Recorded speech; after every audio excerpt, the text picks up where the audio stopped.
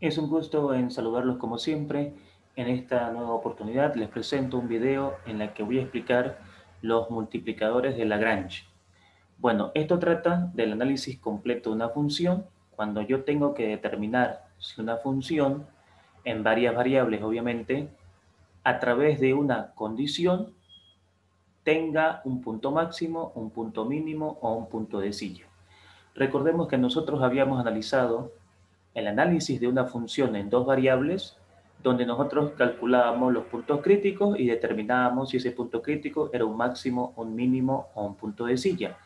En esta oportunidad, el procedimiento del problema es muy parecido, con la novedad de que ahora las funciones a analizar van a estar sujetas a ciertas condiciones. Para entender esto, veamos entonces un ejemplo. Para la siguiente función, hallar los valores máximos o mínimos, o punto de silla, de la función z igual a menos x al cuadrado menos y al cuadrado más 9, sujeta a la condición x más y menos 4 igual a 0. Veamos los pasos a seguir para resolver este problema. El primer paso es aplicar la función de Lagrange. La función de Lagrange es igual a xy delta, que es el multiplicador de Lagrange que vamos a introducir en el análisis de esta función, es igual a la función xy más el multiplicador de Lagrange, que es delta, por la función g de xy. Es decir, en el análisis de una función a través de los multiplicadores de Lagrange, se presentan la función f de xy o la función z y esta función que vamos a llamarle la función g de xy. Entonces, cuando nosotros tenemos los datos del problema, podemos decir de que la función xy es menos x al cuadrado menos y al cuadrado más 9. Recordemos de que esta simbología es lo mismo que z. Y la función g de xy es x más y menos 4. Por lo tanto, la función de Lagrange va a ser igual a la función menos x al cuadrado menos y al cuadrado más 9, que es la función xy, más el multiplicador de Lagrange por la función g de xy, que está representada por x más y menos 4.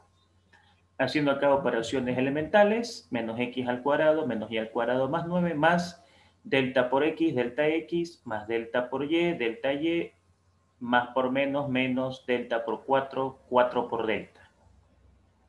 Una vez que nosotros tenemos la función de Lagrange que vamos a analizar, entonces el segundo paso de esa función es calcular las derivadas parciales e igualarlas a cero.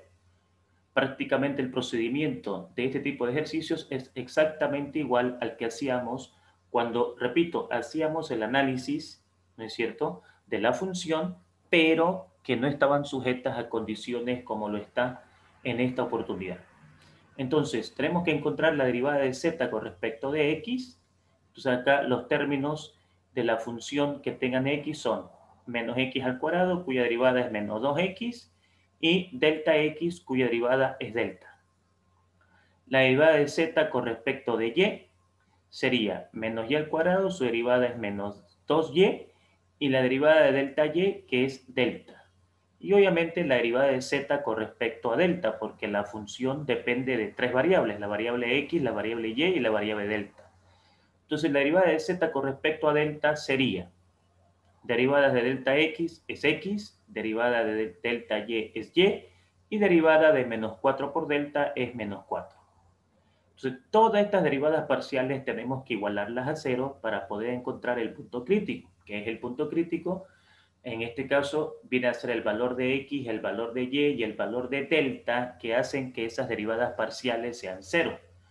Por lo tanto, nuestro siguiente paso sería resolver el sistema de ecuaciones para encontrar el punto crítico. Una vez que nosotros tenemos la función de Lagrange y derivamos parcialmente respecto de x, respecto de y respecto de delta, procedemos a resolver este sistema de ecuaciones para poder calcular la solución que haga de que estas derivadas sean cero. Por lo tanto, lo que nosotros podemos hacer es lo siguiente. De la primera ecuación, si yo despejo la variable x es igual a delta sobre 2. Esto que está con más pasa con menos y esto que está multiplicando pasa a dividir. Menos se va con menos y me queda delta medios. De la ecuación número 2 también puedo despejar y Y puedo decir de que es igual a delta sobre 2, ya que está con más, pasa con menos, está multiplicando, pasa a dividir. Menos se va con menos y me queda delta medios. Entonces, si x vale delta medios y y vale delta medios, eso lo puedo sustituir en la tercera ecuación con el fin de que obtenga una ecuación que solamente dependa de delta. Así que de la tercera ecuación, x yo sé que es delta medios, y yo sé que es delta medio, menos 4 que es una constante. Así que delta medios más delta medios es 2 delta sobre 2, porque es un quebrado homogéneo, 2 se va con 2 y me queda delta menos 4 igual a 0, y llegamos a la conclusión de que delta es igual a 4. Pues si yo conozco delta, obviamente podré calcular x y podré calcular y. Por lo tanto, si delta vale 4, entonces x es igual a delta sobre 2, x es igual a 4 sobre 2 y entonces x es igual a 2. También sabemos de que y es igual a delta sobre 2. Al mismo tiempo, delta hemos sacado matemáticamente que vale 4. Por lo tanto, 4 dividido entre 2 es 2. Lo que significa entonces de que hemos encontrado un punto crítico cuyas coordenadas son 2 para x y 2 para y obviamente con un delta igual a 4.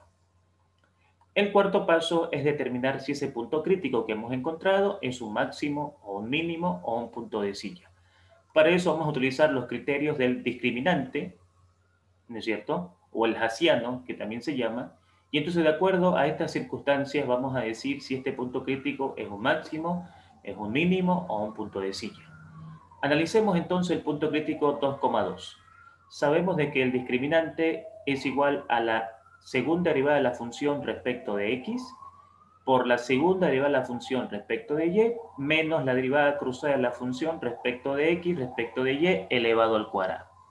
Ahora, la primera derivada de la función respecto de x, la primera derivada de la función respecto de x nos dio menos 2x más delta. Si esto lo derivo por segunda vez con respecto de x, me daría menos 2.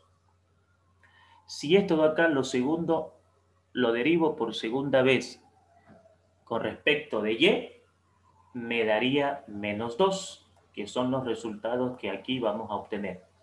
Segunda derivada respecto a la función con x, segunda derivada respecto a la función con y. Ahora, la derivada de y respecto de x respecto de y, habíamos dicho de que esto significa que yo tengo que irme a la derivada de la función respecto de x, me voy a la derivada de la función respecto de x, que es esta de acá, y esto lo derivo con respecto de y, pero como no tengo y, entonces eso vale 0. De ahí tenemos los resultados de las segundas derivadas y la derivada cruzada.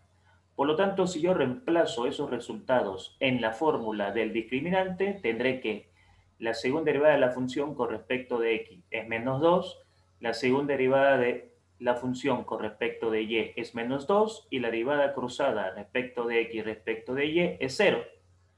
Por lo tanto, 0 al cuadrado es 0. Así que menos 2 por menos 2 es 4, 4 menos 0 es 4 y 4 es mayor a 0. Si 4 es mayor a 0, entonces o es un punto máximo o es un punto mínimo. O sea, si el discriminante es mayor a 0, o es máximo o es mínimo. ¿Quién define eso? La segunda derivada con respecto de x. Y la segunda derivada con respecto de x es menos 2, o sea, es menor que 0. Por lo tanto, estamos en esta situación, porque el discriminante me dio mayor que 0, como pueden ver acá, y la segunda derivada parcial con respecto de x me dio negativa, es decir, menor que 0. Así que estoy enfrente a esta situación, y esta situación me indica de que el punto crítico que he encontrado es un punto máximo. Por lo tanto, ya sabemos de que el punto crítico que hemos encontrado es un máximo, y ese máximo vamos a determinarlo reemplazando los valores de x y los valores de y en la función z para obtener las coordenadas final de ese punto. Así que z es igual a menos x al cuadrado menos y al cuadrado más 9, que es la función original. Reemplazo x por 2 y y por 2, así que 2 al cuadrado es 4, con este signo es menos 4, 2 al cuadrado es 4, con este signo es menos 4, más 9. Menos 4, menos 8, más 9, 1. Por lo tanto, el punto máximo que hemos determinado con este análisis del criterio de la segunda derivada tiene por terna de coordenadas 2 para x, 2 para y 1 para z. y por lo tanto hemos terminado el análisis de esta función, la cual estaba sujeta a una determinada condición. El procedimiento es el mismo para cualquier ejercicio.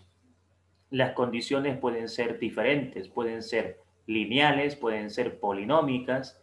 Las condiciones pueden ser de cualquier nivel y obviamente las funciones a analizar también.